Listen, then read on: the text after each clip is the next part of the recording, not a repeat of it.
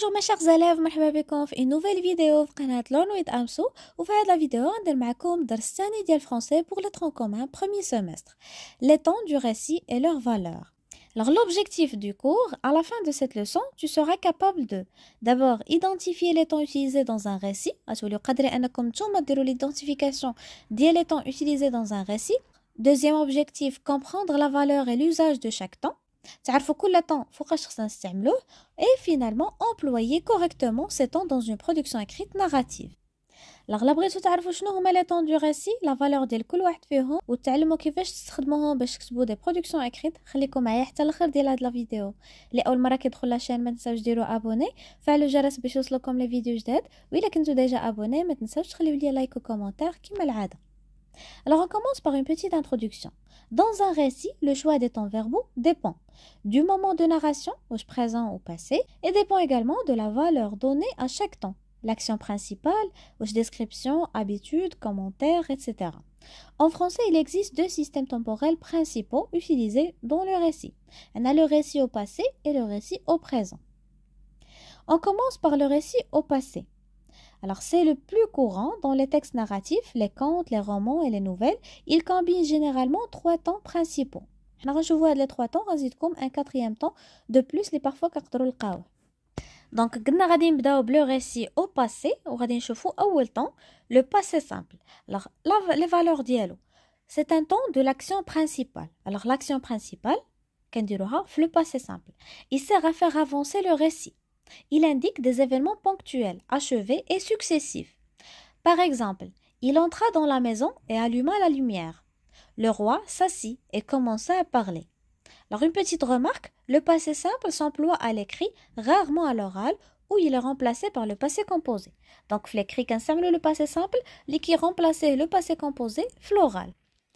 Alors, le passé simple qui est pour les actions principales, une action principale, pour faire avancer le récit, ou fait qu'on a des actions achevées ou là successives, et des actions achevées qui sont courtes. L'imparfait. Alors, les valeurs de l'imparfait. Il sert à décrire le cadre du récit, lieu, personnage, contexte, et n'y a pas passage descriptif, des verbes à l'imparfait. Toujours la description, l'imparfait. Deuxième valeur, exprime les habitudes ou actions répétées dans le passé. Il y a une habitude ou une action qui se répète, on utilise l'imparfait. C'est deuxième valeur. Troisième valeur, elle peut indiquer une action en cours interrompue par une autre. Il y a une action en cours et qui va être interrompue par une autre action. C'est l'action en cours qui dit l'imparfait. Ou l'action اللي غادي تجي pour interrompre l'imparfait كتكون في le passé simple. Par exemple, il faisait froid et la neige tombait doucement. هنا description. Chaque matin, il se levait tôt pour aller au champ. Chaque matin, la répétition ou l'habitude. Je lisais quand il entra. Alors je lisais, c'est l'action اللي كانت en cours quand il entra, من يدخل, donc entra au passé simple. C'est une action, entrer, le verbe entrer, c'est une action qui vient interrompre la première action, lire. Troisième temps principal, le récit au passé, c'est le passé composé. Ces valeurs, il peut remplacer le passé simple dans la langue orale ou les récits, ou également pour exprimer une action terminée qui a un lien avec le présent. Il y a une action qui est terminée ou un lien avec le présent. Par exemple, j'ai visité Paris l'année dernière. J'ai visité Paris, oralement. Ils ont décidé de partir. Ils ont décidé de partir. C'est une action terminée mais qui a un lien avec le présent. Et finalement, plus que parfait. Alors, ces valeurs expriment une action antérieure à une action passée. Le plus que parfait qui est une action qui est antérieure à une autre action au passé. Et il sert souvent dans les retours en arrière. Parce qu'on un retour en arrière quand c'est le plus que parfait. Par exemple, il avait déjà terminé son repas quand je suis arrivée. Elle avait lu ce livre avant de le prêter à sa sœur. Donc, l'exemple qui a une action antérieure, il avait déjà terminé son repas quand je suis arrivée. Ou tani qui a un retour en arrière. Elle avait lu ce livre avant de le prêter à sa sœur. Nous avons le récit au présent. Alors, le récit au passé, je fais les quatre temps. Passé simple, imparfait, passé composé est plus que parfait. Le récit au présent, غادي نشوفوا شنو هما les temps اللي كيتستعملوا.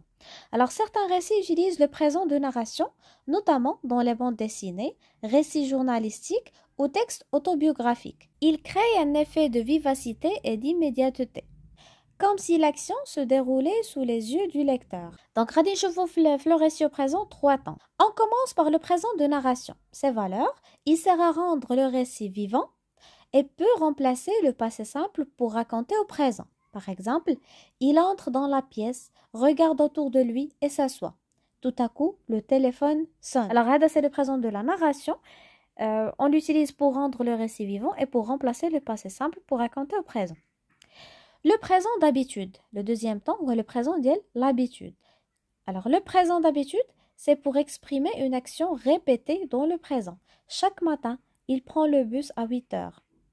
Je lis souvent avant de dormir. Troisièmement, le présent de vérité générale, il sert à exprimer une vérité universelle, un fait toujours vrai. Par exemple, l'eau bout à 100 degrés Celsius. L'eau bout à 100 degrés Celsius. Le soleil se lève à l'est. Alors maintenant, on va passer à la comparaison des temps du récit. Je vais mettre un seul tableau, les temps كاملين du récit. On va نشوفوا كل واحد. Un petit rappel, la valeur principale, la fonction dans le récit. On chauffe un exemple. Alors, je vais mettre un seul tableau, les temps كاملين باش تراجعوا مزيان. La valeur principale de كل واحد, la fonction ou l'exemple. On commence par le passé simple. Alors, la valeur principale diallo, c'est qu'il exprime l'action principale. Il fait avancer le récit. بحال il entra dans la classe. L'imparfait, la description, l'habitude ou l'action en cours. Ralentit le rythme, installe le décor. Par exemple, il faisait beau. Le plus que parfait, action antérieure à une autre. Il sert dans les retours en arrière. Par exemple, il avait terminé son travail. Et le passé composé, action achevée liée au présent. Il raconte un fait passé, souvent à l'oral. Par exemple, j'ai vu ce film hier. Le présent de narration, une action actuelle, il dynamise le récit et crée du suspense. Par exemple, il court dans la rue.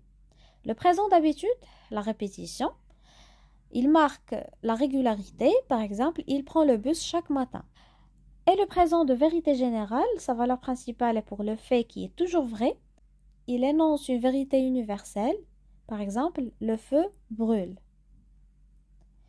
Une petite conclusion avant de passer au quiz. Les temps du récit permettent de situer les actions dans le temps, de rythmer la narration et de créer des effets de style. Bien les utiliser, c'est rendre ton récit vivant, clair et structuré. Les points à retenir, passé simple, action principale, l'imparfait pour la description et l'habitude, plus que parfait pour l'antériorité, le présent, effet de réalité et d'immédiateté. Alors maintenant, on va passer au quiz. La première question. Le passé simple sert principalement à. Vous choisissez la bonne réponse. A. Décrire un lieu ou un personnage. B. Exprimer une action principale qui fait avancer le récit. C. Exprimer une action habituelle dans le passé. Alors la bonne réponse c'est B. Le passé simple sert principalement à exprimer une action principale qui fait avancer le récit. Deuxième question. Quelle est la valeur principale de l'imparfait dans un récit? A. Exprimer une action achevée. B. Exprimer une action future. C. Exprimer une description, une habitude ou une action en cours. Choisissez la bonne réponse. La bonne réponse, c'est C. La valeur principale de l'imparfait est d'exprimer une description, une habitude ou une action en cours. Question numéro 3. Le plus que parfait indique A. Une action postérieure à une autre action. B. Une action antérieure à une autre action passée. C. Une action simultanée à une autre action passée. Choisissez la bonne réponse. Alors la bonne réponse est B. Le plus que parfait indique une action antérieure à une autre action passée. Question 4. Le présent de narration est utilisé pour A. Donner du réalisme et de la vivacité au récit. B. Exprimer une vérité générale. C. Exprimer une habitude. Choisissez la bonne réponse. La bonne réponse est A. Le présent de narration est utilisé pour donner du réalisme et de la vivacité au présent. Dernière question, la question 5.